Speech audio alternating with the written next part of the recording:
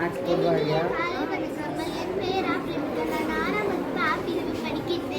என்னவென்று தெரிகிறதா? இதுதான் விருந்தோம்பல். விருந்தோம்பல் என்பது தமிழர்களின் தனி பண்பாடு ஆகும்.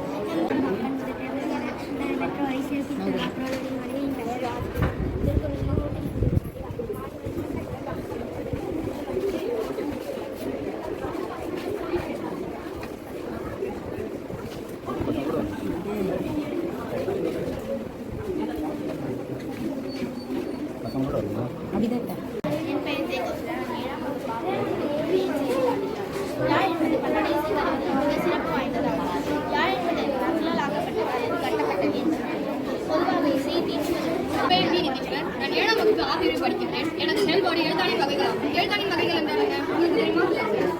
சொல்றேன். சரி, நானே சொல்கிறேன். தமிழர்கள் ஓலைச்சுவடிகள் எழுத பயன்படுத்திய ஒரு கருவி எழுத்தாணியா. எழுத்தாணியின் வகைகள் உள்ளன. அவற்றுள் சில குண்டெழுத்தாணி, கூரெழுத்தாணி, மரெழுத்தாணி, மடக்கெழுத்தாணி போன்ற குறிப்பிடத்தக்கவையாகும். இவை அனைத்தும் ஓலைகளில் எழுத பயன்படுத்திய ஒரு கருவியே எழுத்தாணியாகும்.